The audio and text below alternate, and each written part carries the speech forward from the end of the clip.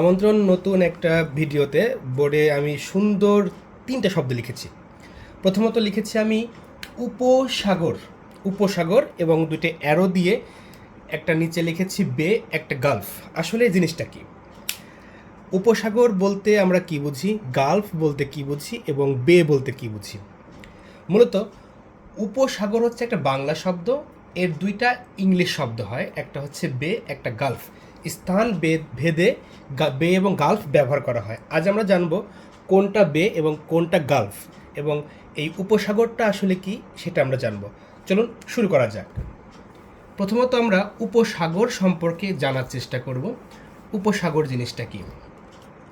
উপসাগর, উপসাগর, উপসাগর খুব সুন্দর একটা টার্ম। সাগরের নাম আমরা শুনেছি, সাগর থেকে ছোট আকারের জলরাশিকে মূলত বলে উপসাগর। আচ্ছা, ধরুন একটা সাগর যদি এইরকম এত বড় হয়, তো এর থেকে ছোট অর্থাৎ এরকম ছোট্ট একটা জলরাশিকে বলা হয় উপসাগর। উপ বলতে আপনারা ছোট জিনিসকে বুঝবেন। এখন এই উপসাগরের কিছু ক্রাইটেরিয়া আছে। প্রথম ক্রাইটেরিয়া কি? প্রথম ক্রাইটেরিয়া হচ্ছে আপনার তিন দিকে স্থল বেষ্টিত থাকবে। স্থল বেষ্টিত, বেষ্টিত থাকবে থাকবে আরেকটা হচ্ছে এটি সাগর বা মহাসাগরের সাথে মিলিত হবে,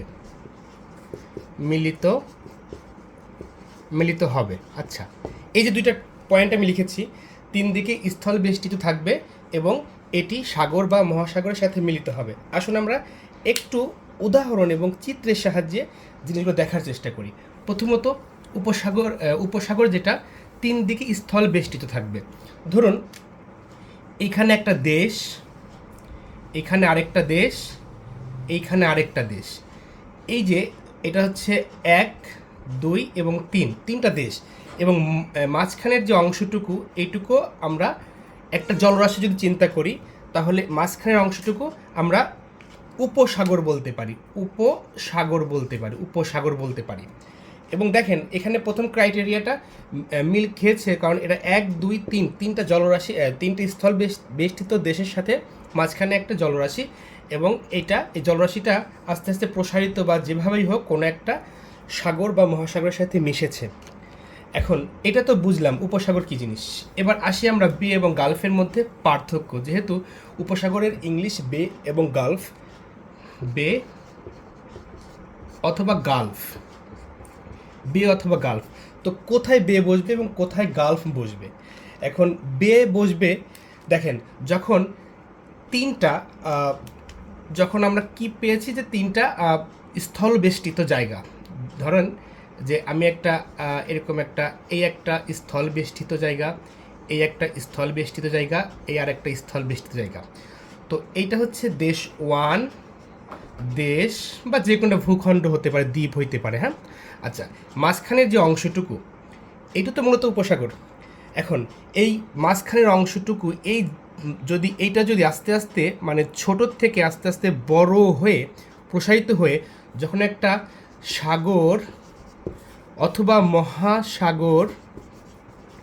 মহাসাগরে মিশে যায়, মানে বড় আকারে হয়ে যখন এটার মুখ বলা হয়, মানে যখন আপনি সাগরের সাথে এই উপসাগরটা মিশে যাবে, তখন এই যে সাগরের সাথে এর যে কানেকশনটা থাকবে, এটাকে মূলত মুখ বলা হয়।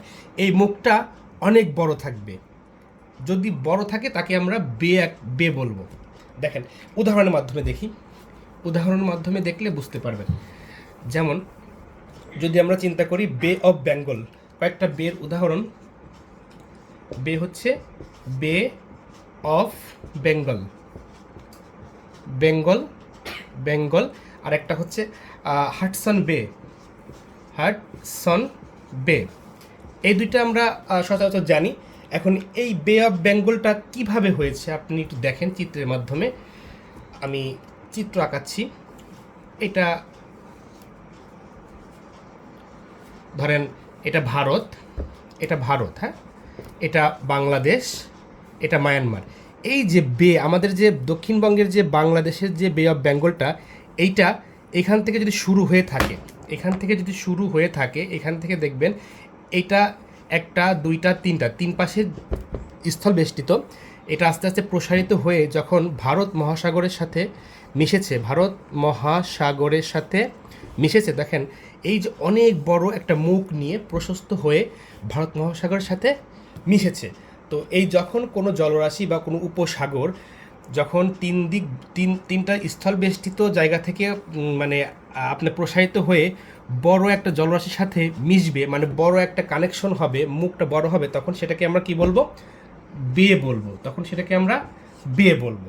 আচ্ছা, পক্ষান্তরে যদি গালফ চিন্তা করি, গাল্পের বিষয়টা আরেকটু ভিন্ন। গাল্প যদি আমরা চিন্তা করি, ধরেন এইরকম একটা আকৃতি দিলাম, এখানে একটা স্থল, এখানে একটা স্থল, এখানে আরেকটা স্থল। আচ্ছা, এটাকে আমি আরেকটু বড় করি, এইরকম। আচ্ছা, বড় করি।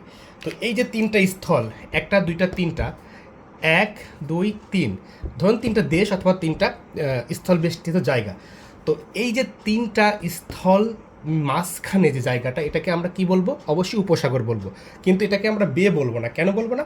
কারণ এইটা দেখেন তিন দিকে স্থল বেষ্টিত, ঠিক আছে, কিন্তু যখন এটা বের হয়ে কোনো একটা সাগর বা মহাসাগরের সাথে মিশেছে, তখন দেখেন এই যে এর যে কানেকশনের জায়গাটা বের থেকে অনেকটাই ছোট আকারে মিশেছে, যার কারণে এটার তখন বে থাকলো না, এটা গালফ হয়ে গেল।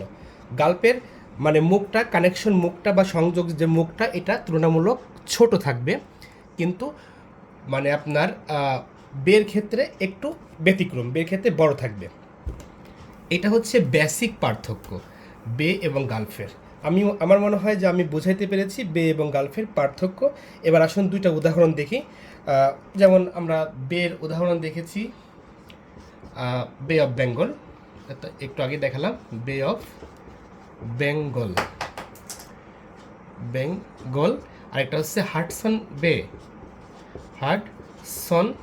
বে। আচ্ছা, যদি আমরা গালফের কথা চিন্তা করি, গালফ একটা হচ্ছে গালফ অফ মেক্সিকো অথবা মেক্সিকান মেক্সিকো। আরেকটা, অনেকগুলো গালফ আছে, আরেকটা হচ্ছে পার্সিয়ান গালফ। আপনি মানচিত্রে যখন দেখবেন, তখন আমার ভিডিওর যে দুইটা আমি ক্রাইটেরিয়া বা তিনটা ক্রাইটেরিয়া দিয়েছি বে এবং গালফের পার্থক্যের মধ্যে, আপনি মিলিয়ে দেখবেন, অবশ্যই আপনি আরও ভালো মতো বুঝতে পারবেন। যদি কোনো সমস্যা থাকে আমাকে জানাবেন, আমি চেষ্টা করবো আর ভালো মতো বুঝিয়ে দেওয়ার। এটাই হচ্ছে বে এবং গালফের বেসিক পার্থক্য। ধন্যবাদ সবাইকে।